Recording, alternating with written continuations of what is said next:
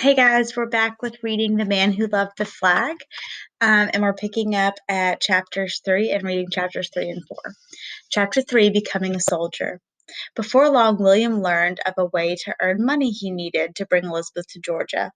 By this time, the colonists had rebelled against their British rule. William heard some men had formed their own armies. These soldiers called themselves patriots because a patriot is one who loves his country. They fought against the British and others in America who thought of themselves as loyalists because they remained loyal to the King of England.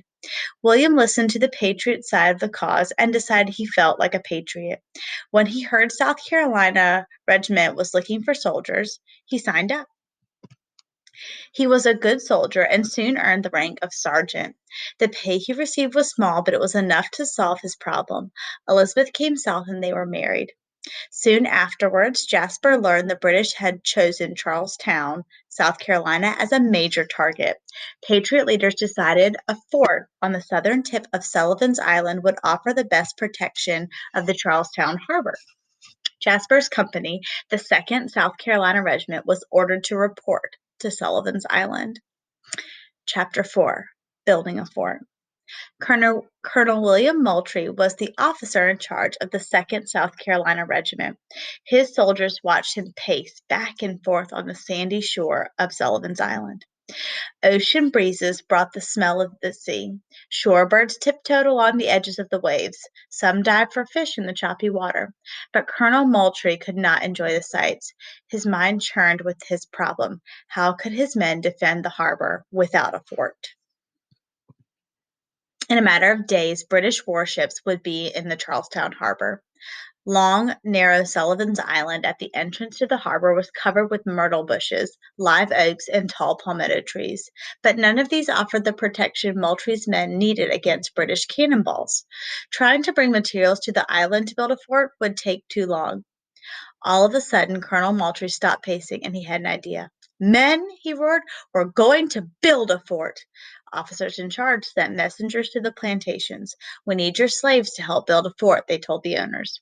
Soon, black soldiers and volunteers were hacking down tall palmettos and cutting away fan-shaped leaves.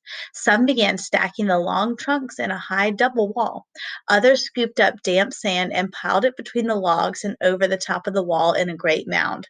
They worked hard and fast, but time was running out. For days, the South Carolina 2nd Regiment worked from dawn until dark. The backside of the fort and the harbor side lay unfinished when the lookout soldier yelled, I see sails! The British are coming! One soldier dashed up the fort wall to run their colors at the flagpole.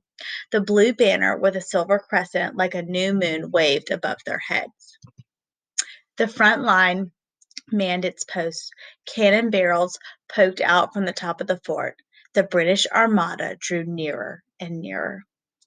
And so, guys, you can see right here that they have made a fort without a roof, without even all the sides. It's just complete on a couple of sides. It was made out of the things that they had available, palmetto logs and sand. And we're going to see how these brave soldiers defended an entire British Armada with just this small fort. But that's the next chapter.